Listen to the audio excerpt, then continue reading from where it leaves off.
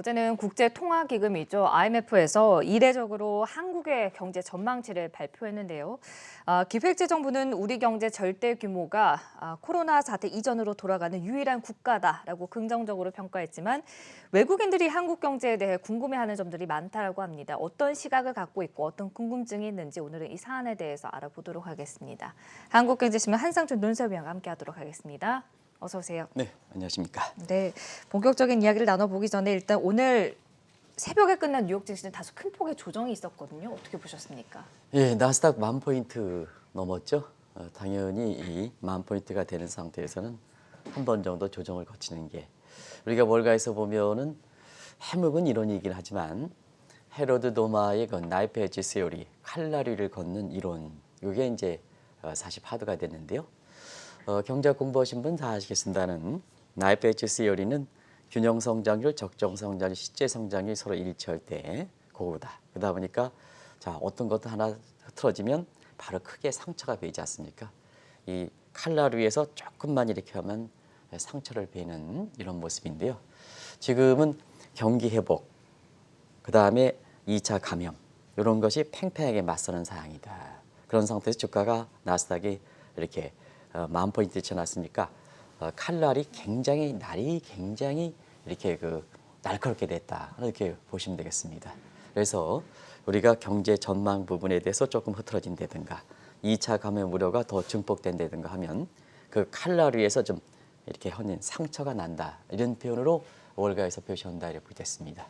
그런 것이 한국경제TV 방송을 통해서 사실상 지난달서부터 계속해서 말씀드렸던 사항이 어느 정도 주가가 좀 올라가면 트레이딩 관점에서 좀 이익 좀 실현해 주십사 하는 말씀을 계속해 드리는 것도 바로 그런 측면인데요. 지금 경기 전망 보겠습니다. 네. 어제도 이제 말씀드렸지만 WJ앙과 V장 팽팽히 맞서고 있죠. 그다음에 2차 감염도 백신 조기 개발, 이게 트럼프 정부가 지금 나오는 시각이고요. 그렇지만은 WHO라든가 이런 데에서는 백신 관련된 전문적인 기관은 좀 2년 후에 개발될 것이다 하는 이런 측에서 서로 팽팽히 맞서고 있다 보니까 바로 그런 환경이 도출된다 이렇게 됐습니다. 이런 가운데 오늘 두 가지 악재현이 있었죠. IMF의 수정 전망. 그래서 코로나 사태가 사실 2분기의 충격에 골이 좀 더 깊어졌다. 이 원문을 보면 2분기의 성장률의 골이 깊어졌기 때문에 4월 전망에 비해서는 올해 연간 성장률이 좀 수정되는 겁니다. 그래서 올해 연간 성장률 하락 조정폭과 내년에 연간 조정 성장률 하락폭은 올해 굉장히 골이 깊거든요. 왜냐하면 2분기 성장률이 당초보다도 IMF가 봤던 시각보다 성장률이 푹 꺼지다 보니까 이걸 반영해서 올해 연간 성장률이 조정됐다 이렇게 보시면 되겠습니다. 그래서 경기 순환상의 위치를 한번 보면 절대 수준은 4월 대비해서 전 세계적으로 보면 한 1.8%포인트 하향 조정됐지만 경기 순환상으로 보면 2020년에 세계 경제 성장이 마이너스 4.9%, 내년에는 베이스 이펙트가 있긴 합니다는 플러스 5.4%, 제가 굳이 플러스를 붙였습니다. 어떤 쪽인 모습일까 하는 이 시각에서 아까 서상현 팀장께서도 V장 회복이 좀 약화됐다. 근데 약화됐느냐 하는 시각에서는 시청자의 판단에 맡기겠습니다. 연간 성장률에서 보면 10%포인트의 격차가 이렇게 보인다. 이렇게 보이됐습니다. 그리고 이제 오늘 파도가 됐던 미국 경제 성장률 보면 올해 성장률은 2분기에 마이너스 30%까지 예상되다 보니까 마이너스 8%까지 이렇게 떨어졌죠. 4월 대비해서. 근데 2021년은 4.5%로 플러스라고 하고 있습니다. 이것도 양시각을 해보면 약 12%포인트의 격차가 나오고 있습니다. 네. 과연 어떤 장의 형일까 하는 이 측면에서 일부에서 L장이라든가 I장이라든가 이런 시각보다는 V장과 U장 시각은 맞는데 사실 V장이냐 U장 시각은 시청자의 판단에 맡기겠습니다. 어쨌든 오늘 이렇게 보면 사실 그동안 시장을 볼 때는 위험자산의 상징격인 나스닥 지수와 안정자산의 선호 경향인 대표격인 금값을 좀 보실 필요가 있다 하는데요. 지금 크게 투자 포지션에서 투자 성향이 오늘 다우존스 지수가 한 700포인트 떨어졌다 해더라도 위험자산인 나스닥 지수와 안정자산의 상징격인 금값이 동시에 떨어졌거든요. 그래서 투자자의 성향이 바뀐 거로 우리가 인식하기에는 좀 그렇다 하는 측면에서 나스닥이 10,000포인트 될 때 누구나 기술적 지표상이라든가 이런 거 보면 한 번 정도는 조정이 거쳐야 된다 하는 심리가 확산되는 상태에서 경기 회복과 2차 감염 경기 회복 우려 이런 부분이 팽팽히 맞서는 상태에서 IMF 전망치라든가 이런 게 나오는 이런 상황에서 민감하게 하는 과정에서 상처가 나서 700포인트 다우존스가 떨어졌다. 이런 쪽으로 월가에서 인식한다는 걸 말씀드리겠습니다. 네, 이번 IMF 전망에서 이제 특이하게 한국의 경제 전망치도 나왔는데 외국인들이 특히 한국 경제가 앞으로 어떻게 될 것인가 이에 대해서 궁금증이 많다면서요. 네, IMF 전망치에 대해서는 한국의 계획자정부 인식하는 시각과 해외 시각과는 분명히 좀 다른 것 같아요. 우리 같은 경우는 느닷없이 이제 우리 경제를 설명할 때 내년에 우리 절대 규모가 왜 절대 규모라는 얘기가 나온지 모르겠습니다. 기획재정 뭐 애써서 우리 경제 좋은 점을 찾다 보니까 이런 얘기가 나온 게 아닌가 생각합니다. 그러다 보니까 절대 규모로 선진국 중에 우리가 선진국에 포함됐냐는 또 다른 점입니다는 선진국 중에 코로나 사태 이전으로 돌아가는 유일한 국가다. 이렇게 해서 애써 우리 경제 절대 규모 가지고 얘기했습니다는 IMF 전망치 최근의 한국 경제에 대해서 외국인의 시각은 상당히 궁금한 점이 많다는 걸 말씀드리겠습니다. 일단은 IMF가 사실 한국 경제 전망에 대해서는 정례 보고서 발표 매년 10월과 4월 달에만 포함됩니다. 그런데 강기에 해당되는 올해 1월 달과 7월 달, 이 강기에는 한국 경제 전망이 포함되지 않았는 것은 아마 시청자 여러분이 잘 아실 거로 봅니다. 근데 왜 이번에 한국 경제 성장률이 포함됐을까 하는 측면에서 보면 사실상 IMF는 미교 의도가 많이 반영되는 이런 측면이기 때문에 자, G7 국가에 한국을 좀 참여시켜라 하는 이런 측면에서 사실 한국 경제가 이례적으로 이렇게 여기에 포함됐다는 시각도 있고, 두 번째는 한국 경제도 그만큼 급하기 때문에 이번에 이렇게 세계경제 바로메트라서 한국 경제 성장률이 급하기 때문에 이번에 원래는 발표하지 않으려고 그랬습니다는 7월 달에 넣은 것이 아닌가 이렇게 생각합니다. 근데 왜 제가 6월 달에 발표하는데 7월 달에 전망이냐 하면 이번 같은 경우는 7월 달에 하지 않고 1개월 정도 앞당겨서 발표했다 이렇게 됐습니다. 그런 의미를 좀 잘 보실 필요가 있는 거거든요.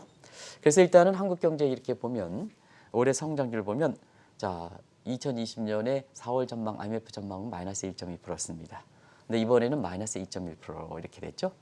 정부가 엊그제 내놓은 정부 정책처럼 플러스 성장률로 나오고 있습니다.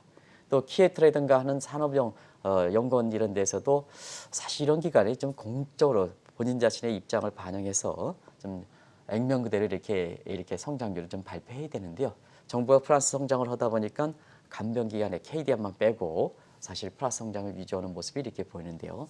과연 국가의 싱크탱크 역할이 제대로 국가의 그 경제에 대해서 견제 역할을 하느냐 하는 측면에서는 국민의 예산을 그만큼 딜 필요가 있겠느냐 하는 쪽에 얘기가 나올 정도로 너무 이렇게 계획자 정부가 나온 전망치에 영합하는 분위기, 거기에 백업하기 위한 자료를 백업하기 위한 이런 쪽의 비판도 받는 것도 아마 주의하실 필요가 있다 이렇게 보겠습니다. 아무튼 간에 올해의 성장률은 우린 플러스를 유지한다 하는데 IMF는 마이너스 2.1%까지 떨어졌습니다. 네. 마이너스. 그리고 내년도의 성장률에서도 0.4%포인트 내려가 있거든요. 그러면 여기에 베이스 이펙트를 감안한다면 내년에 3%의 성장률이 과연 어느 정도 수준일까 하는 것을 대충 시청자분들에서 올해 푹 빠진 거에 대해서 이렇게 베이스 이펙트를 생각해 보면 내년도에 한 2% 초반 이렇게 나오거든요. 네. 그러다 보니까 자 우리 경제 입장에서 보면 잠재 성장률을 가지고 한번 보겠습니다. 현 정부의 우리나라의 잠재 성장률이 2에서 2.5%다 하면 올해 마이너스 2.1%를 한다면 사실상 뭐냐 우리나라의 디플레 갭은 마이너스 4%까지 4%포인트까지 나온다 이렇게 됐습니다. 최악의 경우 우리 경제 잠재 성장률 가장 낮은 수준에 이렇게 0%를 이렇게 볼 때는 이 수준은 굉장히 비관적 수준입니다는 여기를 감안하더라도 디플레 갭이 마이너스 2%포인트 갭이 나오는 거다. 그러면 내년도에 한번 보겠습니다. 내년도에는 베이스 팩트를 생각한다면 2% 정도로 되면 우리 경제 잠재 성장 수준에 이렇게 정부가 갖고 있는 이러한 그 잠재 성장률을 보더라도 여전히 내년에 디플레 갭이 발생하는 수준이다 이렇게 보시면 되겠습니다. 그래서 외국에서 보면 한국 경제의 절대 규모가 계획재정 보면 내년에 선진국 중에서 유일하게 왜 또 이때는 또 한국 경제가 아직 공식적으로 선진국이 되지 않았는데 선진국으로 비교하는지는 모르겠습니다. 근데 절대 규모로 코로나 사태 이전에 들어가는 선진국 중에 유일한 국가라 하는데 외국에 보는 시각은 그렇지 않다는 것을 말씀드리겠습니다. 그런 것을 좀 시청자의 판단에 도움되기 위해서 말씀드립니다. 네. 한국 정부는 이제 물가가 계속해서 떨어진 것에 대해서 뭐 경기 침체 요인을 지적하는 시각에 대해서는 여전히 부정적인데 이에 대해서는 외국인의 시각. 근데 이 대목도 굉장히 왜 경제 현실을 현실답게 이론대로 이렇게 보지 않느냐 하는 시각으로 많이 보는 것 같아요.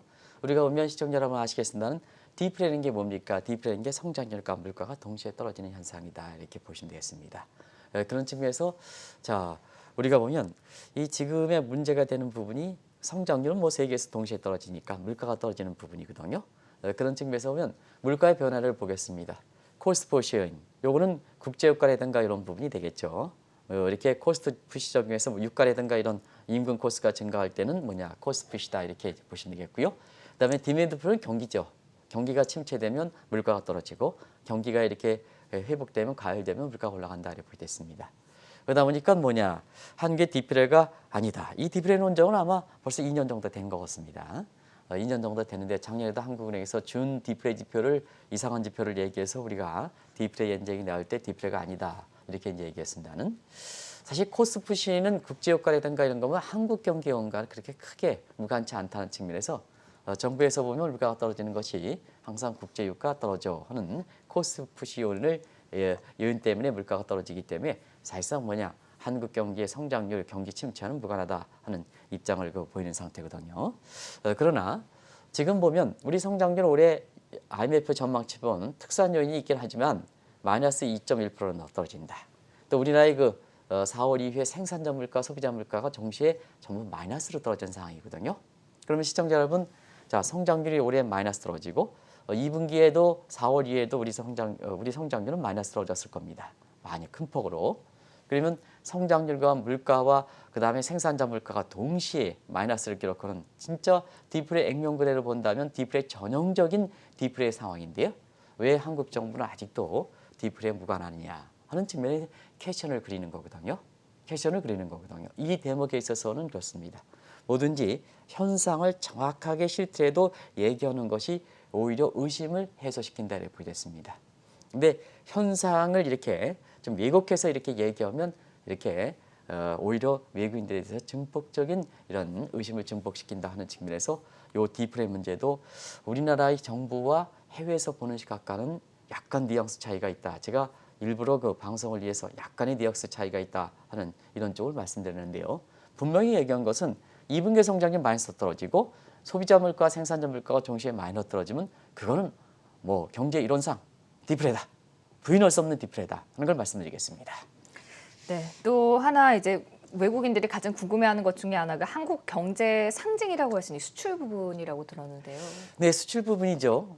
이제 우리나라 보면은 수출이 성장 동력이다 하는 것은 잘 아실 겁니다. 물론 이제 과거에 비해서 우리 경제 성장의 수출의 기여도 총상법별로 해서 기여도에서 보면 수출이 많이 이렇게 비중이 떨어지긴 했습니다는 한국 경제하면 대부분 다 1960년대 1차, 2차, 3차에서 이 조승 교수님 이렇게 표현해 보면 다른 나라 100년 거짓 것을 수출 지향적 대기업을 중심으로 해서 압축 성장을 리듀스 그로스한 대표적인 거기 때문에 한국 경제 상징 보면 삼성전자 대기업 그다음에 수출 이렇게 해서 상징격입니다.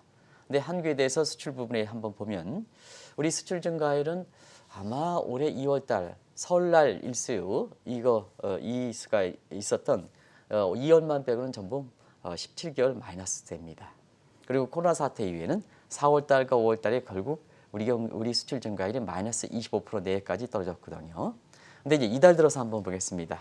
이달 들어서는 일별로 보면 20일까지 마이너스 7.8%에서 비교적 25%, 24%, 24% 이렇게 되는 부분에서 많이 줄어들긴 했지만 그러나 일별 수출 증가율은 마이너스 16.2%이기 때문에 그렇게 다른 국가들도 6월 들어서 수출이 좀 회복되는 모습이거든. 경제활동 재개됨에 따라서. 네. 따라서.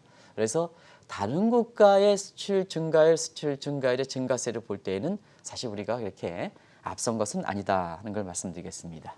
우리 입장에서 보면 그래도 6월 들어서 수출이 증가세 이렇게 증가율이 좀 둔화를 감소한 것은 역시 한국에 대해서 중국에 대해서 수출 비중이 높기 때문에 지금 중화 경제권들은 그래도 지금 경기 회복이 좀 경제 활동이 좀 재개시기가 빠르면서 경기가 좀 이렇게 활성화되는 이런 측면이거든요. 그래서 한국이 중국에 대해서 수출 비중이 25% 차지하기 때문에 이게 한국의 수출 감소폭의 완충 역할을 했습니다.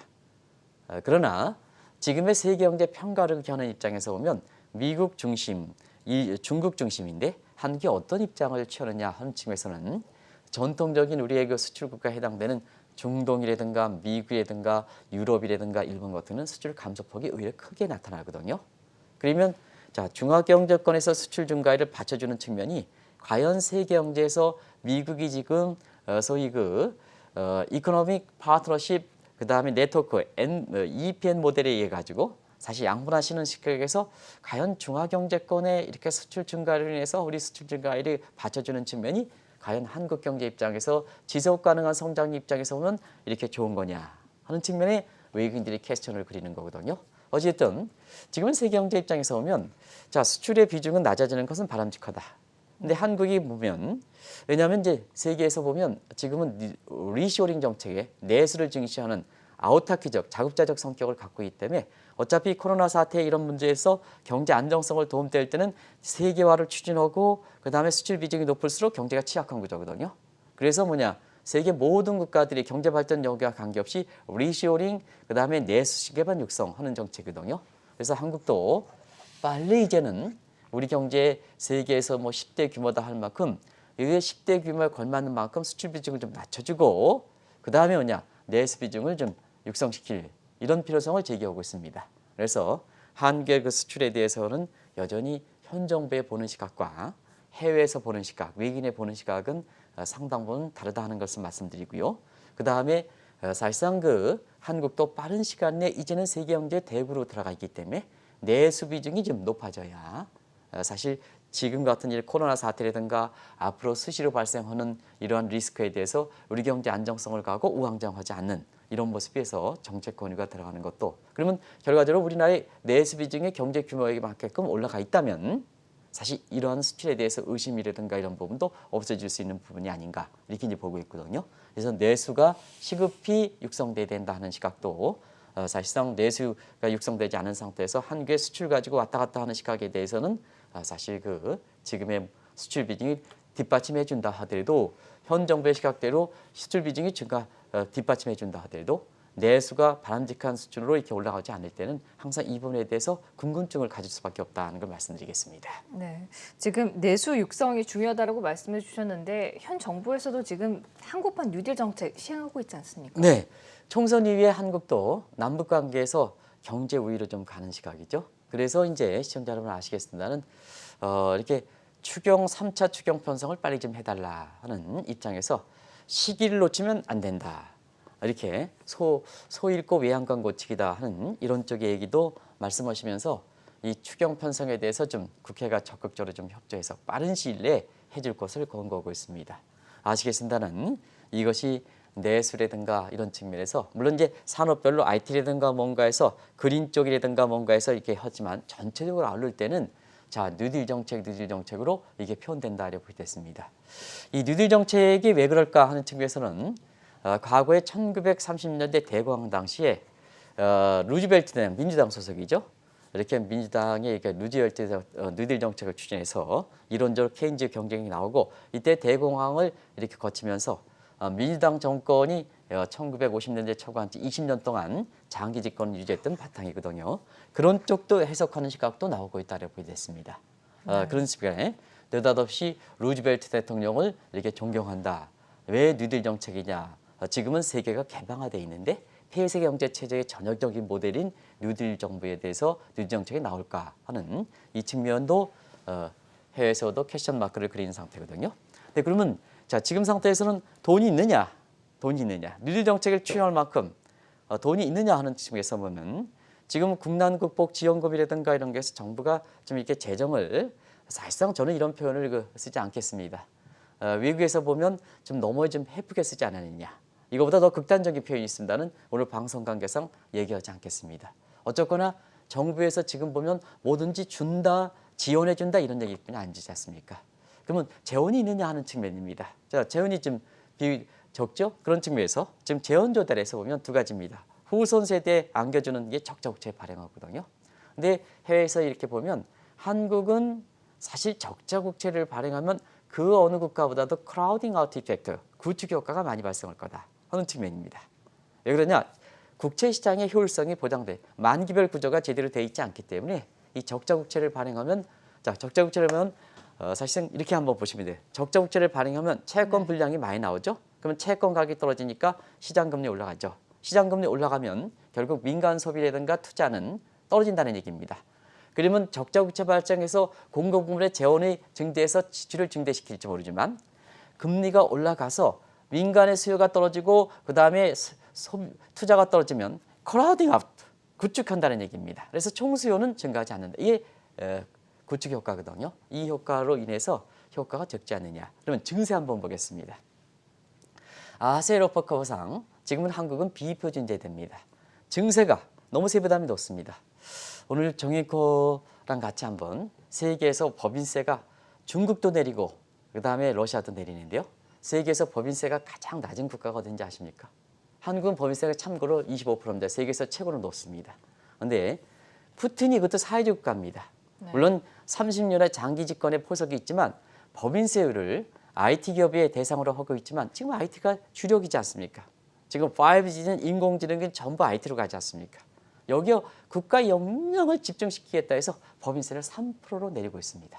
3%입니다. 한국은 법인세가 25%입니다. 이건 눈물 나는 얘기입니다. 눈물 나는 얘기입니다. 소득세율 최고 세게 하면 43%, 그것도 최고입니다. 최고입니다. 재산세 왜 이렇게 겹칩니까? 재산세 내이죠, 종부세 내이죠, 이런 내이죠. 그런 각도에서 이렇게 보면 한국은 지금 국민 전체 입장에선 세부담을 느끼는 아서 래퍼 값상 세율과 정부 세수 간에 가먼트 레베뉴 간에 플러스 관계가 있는 노멀 존이 아니라 세수가 높은 상태, 세율이 높으면 정부의 세수가 떨어지는 비표준 지역에 해당됩니다. 여기서 증세하면 한국에서 보면 경기부양 효과가 적다. 오히려 이런 상태에서는 세수라든가 이런 세수에 보면 지금 세율이 낮춰주는 게 좋다는 것이 모두 서프라이즈 사이드 이코노미고 전 세계적으로 이 모습을 보여요. 리시오를 흘러가다 보니까 한국 기업, 외국 기업 전부 한국으로 법인세를 낮춰줘야죠. 법인세를 올리고 어떻게 외국 기업이 들어옵니까? 우리도 지금 리시오링 정책을 추진한다는데 법인세 안 내려, 자 재산세 안 내려, 소득세 안 내려, 그럼 들어오겠습니까? 이런 모습이거든요. 이런 것도 한번 생각해 볼 대목이다 이렇게 됐습니다. 그래서 오히려 지금은 뉴딜 정책을 이렇게 강구하지 말고 오히려 한국처럼 재정 여건이 이렇게 갈수록 악화되는 상태에서 보면 사실 페이고 정책이라든가 간정 정책 같은 이런 제3의 방안이 좋지 않느냐. 오히려 거꾸로 지금 상태에서는 과감하게 아직 재정의 여유가 있을 때 과감하게 법인세라든가 세율을 내려서 국민들의 경제 효율을 제고시켜서 경기를 회복하고 그다음에 회복하면 정부 소득세가 누진세 구조니까 정부의 세수가 증가하지 않겠느냐 해서 재정 적절한과 국가치 문제를 좀 시간을 갖고 이 문제를 좀 해소시키는 이런 쪽의 모습이 건거는 것도 아마 우리 정부 입장에서는 지금 시기가 놓치면 안 됩니다. 빨리 좀 해주세요. 소잃고 외양권 고칩니다. 이렇게 하는 것보다는 상당히 외국인의 보는 시각과 서로 양분된 관계에 한국에서 모시는 한국 정부에 대한 퀘스천이다 하는 걸 말씀드리겠습니다. 네. 한국의 재정 건전성이 지금 빠르게 악화되고 있다는 소식도 계속 들리는데 이것 역시나 외국인들이 가장 궁금해하는 사안 중에 하나 아닙니까? 네, 오늘 이제 IMF에서 한국의 국가 채무 비율이 나왔죠. 그래서 작년 말에 41%대에서 이번에 1년 만에 49%대로 이렇게 악화됐다. 이렇게 이제 얘기하고 있죠. 근데 IMF에서 국가 채무 논쟁에 이렇게 이 논쟁에 그런 것이 인식해서 그런지 이번에 이렇게 영문 표기가 일반 정부의 국가 채물로 이렇게 해서 일반 정부라는 표현을 썼습니다. 이건 무슨 뜻일까 하는 측면에서 자막에 한번 보겠습니다. 우리가 하면 국가 채무 논쟁이 있을 때 국가 채무 개념은 일전에 말씀드렸다시피 협의 개념, 광의 개념, 채광의 개념이 있다. 국가마다 많이 다르다. 왜냐? 정부 조직성, 조직법이 다르기 때문에. 그래서 뭐냐? 일반 정부에 해당되는 중앙정부와 지방정부의 현실적 채무, 이게 바로 일반 정부다 이렇게 됐습니다. 그걸 명확하게 해서 이번엔 일반 정부라는 것이 기술화되어 있다 이렇게 됐습니다. 이 기준으로 해서 우리가 작년에 41%에서 49% 올랐다. 그러면 공기업까지 포함하고 최강의 준정부까지 포함하면 뭐 이거는 IMF의 이번에 49% 개념에 포함되지 않았다는 얘기입니다. 그래서 그런 측면에서 보면 자 한국은 지금 일반 이렇게 국가 채무를 본다면 작년에 41%대에서 지금은 49% 된다. 그래서 신흥국에 속해 있는 한국의 입장에서 보면 위험 수준인 70%에 비해서 아직은 괜찮았다. 아직 괜찮다. 아직 괜찮지만 그러나 1년 사이에 무려 10%포인트, 41%에서 49니까 10%포인트 정도 이렇게 악화되는 것, 정확히 9%포인트 정도 악화되는 것이 이게 GDP 대비입니다. GDP 대비 악화되는 것은 이건 문제가 된다는 입장이거든요. 그런 측면에서 아직도 재정이 건전하다, 건전하다 두 가지. 재정이 건전하가 있을 때 법인세라든가 소득세라든가 재산세라든가 부동산 관련된 여러 가지 문제라든가 증권과 관련된 거래세라든가 양도세 이런 걸 내려서 경제주체 효율성 증대시켜서 단기적으로 보면 이렇게 감세하니까 단기적으로 세수가 이렇게 떨어질지 모르지만 재정이 건전하니까 그런 버틸 수 있다. 그러나 경제 효율이 제고시켜서 경제가 회복되면은 누진적인 구조에서 재정 수입이 되니까 중장기로 재정이 건전하지 않느냐 하는 측면에 여유가 있을 때 좀 감세를 해서 경제 주체의 효율을 증대시켜라. 재정이 여유가 있을 때 더 써야 된다는 게 아니고 여유가 있을 때 감세를 통해서 단기적으로 재정이 악화되겠지만 버틸 수 있다. 근데 효율이 증대시키면 경제 성장하면 누적적으로 중장기로 보면 재정이 건전해야 되지 않느냐 하는 카멘트 하나. 두 번째는 지금의 우리나라의 재정의 그 감소 속도를 보면 너무 빠르다는 얘기입니다. 그런 측면에서 여기에 공기업까지 그다음에 준정부까지 포함하면 어떻게 될 것인가 하는 측면에서 그렇습니다. 왜 그러냐면 한국은 공기업 비중이 높고 준정부에 정부가 알아서 오지 않습니까? 지금 준정부 기관 같은 경우도 전부 인사라든가 뭔가 이런 것은 전부 여기 정부가 하지 않습니까? 그래서 외국인 시간은 IMF에 보는 일반 국가 채무가는 저게 뭐냐 49%에서 빠른 건 문제지만 아직도 재정 건전하다 하는데 한국 공기업도 많고 일반 재정 있고 또 인사 문제까지 다 관여하니까 뭐냐 이건 사실상 정부 기관이 아니냐 하는 측면에서 우리의 재정 건전성 기준과는 해외에서 보는 시각과는 상당히 다르다는 걸 말씀드립니다. 그게 외국인이 갖고 있는 의미다 이렇게 보시겠습니다. 네. 또 한편으로는 스튜어드십 코드 도입이 되면서 기업들의 이제 경영 간섭 역시나 이슈가 되고 있는데 이에 대해서는 어떻게 보세요? 이 대목은 사실상 최근에 가장 문제가 되는 부분이죠. 왜 민간의 금융기관들의 CEO도 뭐냐? CEO도 왜 자격 요건을 제시합니까? 이거는 좀 해외에서 보는 시각에서는 굉장히 그렇습니다. 그런 측면에서 이 스튜어드 코는 바람직한 모습이 있죠. 근데 바람직한 모습이 악용되는 소지가 있는 게 최근에 기본소득과 관련돼서도 이 얘기가 많습니다.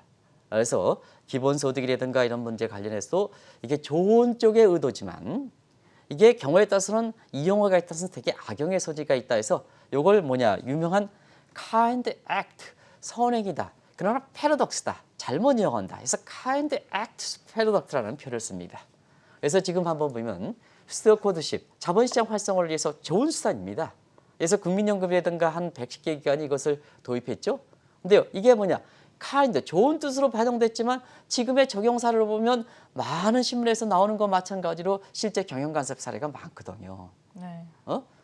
CEO라든가 회장을 교체하는 수단이라든가 각종마다 배당을 많이 증대시키는 수단이라든가 이런 쪽으로 악용되는 소지가 많단 말이에요.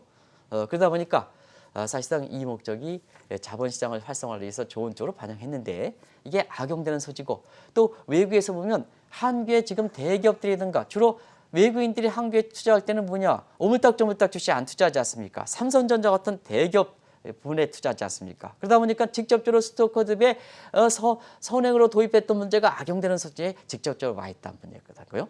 지금 와 있거든요. 그래서 이 문제에 대해서 굉장히 좀 그렇다. 그래서 더더구나 최근에 민간기관의 금융사 CEO조차도 자격 요건을 제외해서 사실상 뭐냐 실질적으로 보면 국가가 전부 간섭하는 게 아니냐. 물론 그런 의도가 아니겠습니다는 사실 지금 뭐냐 이렇게 너무 이렇게 금융사들이 뭐 라인 펀드라든가 뭐 해가지고 옵티머 뭐 해서 굉장히 이렇게 사례들에 있어 보면 고객을 위한다는 좋은 뜻으로 받아들이지만 실제 적용하는 사례 보면 나쁜 쪽으로 적용하기 때문에 외국인 입장에서는 굉장히 먼저 퀘스천을 그린다 이렇게 됐습니다. 이 대목은요 굉장히 의외로 한국의 언론들이 지적하지 않는데요. 이 대목에서는 굉장히 외국인들이 굉장히 그렇습니다. 어떻게 이렇게 민간의 금융사까지 CEO들이 자격 요건을 제한하느냐 하는 그거는 주주에서 의사의 결정에서 결정될 사항이지 이렇게 얘기를 하고 있는 상황이거든요. 그런 측면에서 정부 관련된 부분에 있어서는 이 대목은 좀 상당 부분은 좋은 뜻을 받았으니까 그 뜻대로 적용되기를 이렇게 권유를 해보겠습니다. 또 최근 들어서 부쩍 높아지고 있습니다. 이 북한 관련 문제, 지정학적 이슈였으나 외국인들의 시각이 궁금한데요. 외국인 시각 한반도 관련해서 굉장히 부쩍 높아지죠. 어제 외국인의 일별 동화를 한번 보겠습니다. 일별 동화 어제 보면 외국인들이 한국 주식을 많이 샀을 겁니다. 오랜만에 샀을 겁니다. 외국인 동향이 나온지 모르겠습니다. 여기 나오죠? 네. 어제 외국인 많이 샀지 않습니까? 왜 샀느냐? 어제 외국인이 살 만한 요인 뭐 있습니까? 어제 같은 경우는 김정은이가 미국의 항공모함 출연을 하는 과정에서 한국에 대해서 그동안 악화 일로를 했던 여기 이제 외국인 동향 쭉 나오죠? 네. 쭉 해서 외국인들이 어제 많이 샀죠. 그래서 우리 코스피 지수가 30포인트 이렇게 올라갔던 가장 큰 배경이 됐던 것이 이 문제. 왜냐하면 기관 투자가 개인 투자가 전부 버렸죠. 근데 외국인들이 받쳐줘서 우리 외국인들이 받치면요 항상 시가총액에서 높은 비중을 차지하는 삼성전자라든가 이런 쪽에 이렇게 대부분 다 사기 때문에 이렇게 그 코스피가 30포인트 올라간 배경이죠. 그러면 이제 시청자분 오랜만에 저렇게 줄줄이 매도하다가 왜 이렇게 느닷없이 하였냐 하면 한반도의 지정학적 위험과 관련해서 어제 김정은이가 뭐냐면 사실 남한에 대해서 극단적인 군사 도발을 정지시키겠다 이렇게 중단시키겠다 하는 이 문제로 많이 이렇게 외국인의 한국에 대해서 지정학적 위험 보호를 완화하다 보니까 사실 외국인들이 샀다고 보셨습니다. 그만큼 한반도 지정학적 위험과 관련해서 좋든 싫든 관심이 높다는 얘기입니다. 그런데 사실상 앞으로 남북 간의 관계는 뿐만 아니라 동북아 관계는 굉장히 긴박하게 변화될 거로 이렇게 보고 있습니다. 그런 측면에서 한반도 지정학적 비중이 과거 평가에서 외국인 동향에서 비중이 낮긴 하지만 사실 이에 대한 관심이 상당히 높다 이렇게 보시면 되겠고요. 특히 남한의 패싱 문제입니다. 국제사회에서는 남한의 패싱 문제에 대해서 굉장히 많이 지적되고 있습니다. 이 대목인데요.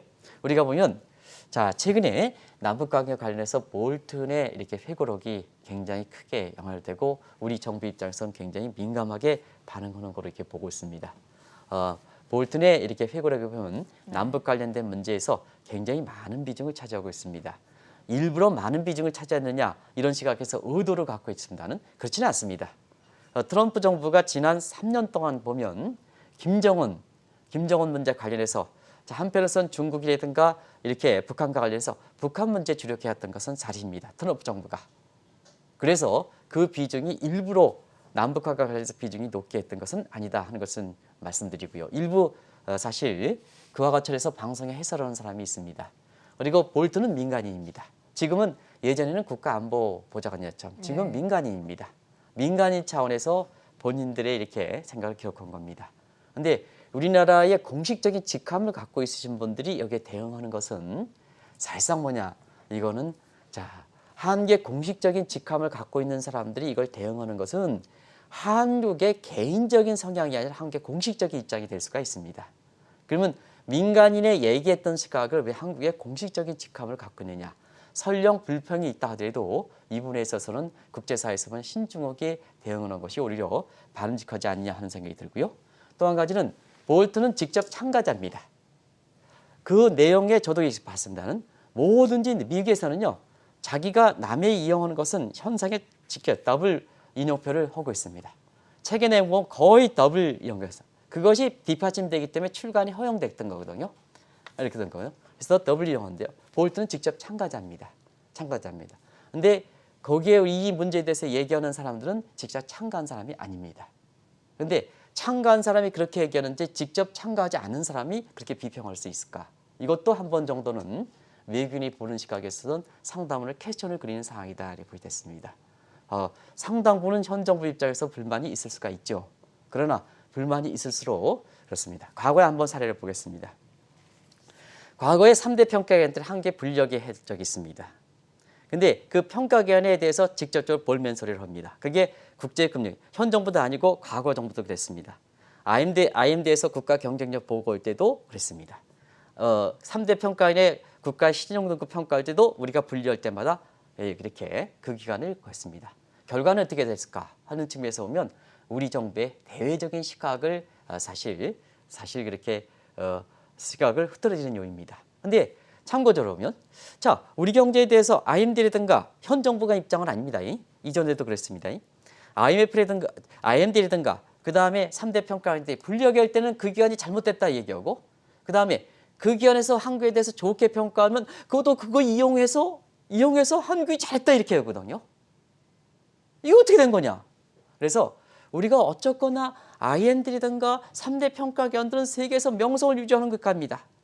그 객관적 지표를 받아들여서 우리가 불평을 지적하는 사항은 우리가 고치면 됩니다. 그게 해외 시각이 잣대기 때문에 거기에서 정면을 비판하는 것보다 이러거든요. 그런 각도에서 한번 우리가 생각해볼 대목이지 않느냐. 볼트는 민간인입니다. 직접 회의에 참여해서 인용표를 갖고 옵니다. 인용표를 갖고 오는 게 거짓말은 아닐 겁니다. 그게 미국에서 출판업계에서 허용되느냐 아니냐 검토를 해서 출간 허용을 했던 겁니다. 그런 측면에서 저는 현 정부의 입장도 충분히 이해합니다는 우리가 국제금융 30년 종사하는 입장에서 한 번 정도는 이렇게 뭐든지 불리할 때마다 IMD도 비판하고 3대 평가가 열고 근데 좋을 때는 그것도 이용하고 좋다고 이용하고 이러면 이중적 작대가 되느냐 하는 측면에서 그렇습니다. 어찌됐든 한국의 지금 지정학적 위험과 관련돼서는 세계 3대 평가인들이 평가 기준이 적다고 한국의 전쟁 가능성에 대해서 일전에도 말씀드렸다시피 지난번에 코스피, 정의용 특사라든가 이런 분들이 도발 가능성이 있습니다 하면서 코스피가 100포인트 떨어졌을 때 그 다음날 우리가 방송할 때는 그렇지는 않습니다. 3대 평가기관들이 외국인들에 대해서 한국의 전쟁 도발 가능성, 무력 도발 가능성은 남북한의 관계가 아니라 육자 틀 속에 저는 북한 문제 전문가는 아니다고 말씀드리겠습니다. 그런 상태에서 말씀드렸더니 코스피가 100포인트 다시 올라갔습니다. 그런 측면이거든요. 그런 측면에서 보면 앞으로 세계 평가기관의 평가 요소에서 비중은 적지만 외국인들의 한국의 지정학적 부분에 대해서 급변하는 지역에서 굉장히 민감하게 반응하고 있다는 것도 한국에 대해서 해외 시각에 대해서 그렇습니다. 그래서 지금은 이렇게 한국 경제 해외 비중이 높을 때는 그 사람들이 갖고 있는 궁금증 같은 것을 국제 시각에 이렇게 돼서 이 문제를 풀어주는 것이 좋지 않느냐 하는 그래서 제발 말씀드리면 지금 한국에 대해서 방역 선진국이라 이렇게 해가지고 좋은 쪽의 모습만 추려서 한국 경제에서 한국 국민들한테 이렇게 보도하는 시각은 절대적으로 외국 현상을 불러일으킨다는 걸 꼭 좀 말씀드리겠습니다. 세상이 비밀이 없습니다. 모든 것이 보이는 시계입니다. 비밀이 없습니다. 지금은. 비밀이 없습니다. 그런 측면에서 비밀이 없다 하는 것을 마지막 결론으로 말씀드리면서 그렇습니다. 네. IMF에서는 한국의 경제 성장 전망치 역시나 나왔습니다. 특히 외국인들 한국의 앞으로의 경제 어떻게 바라보고 있을지 그리고 그 궁금증에 대한 내용도 함께 좀 풀어봤고요. 지금까지 한국경제신문 한상춘 논설위원의 도움 말씀이었습니다. 고맙습니다. 네, 고맙습니다.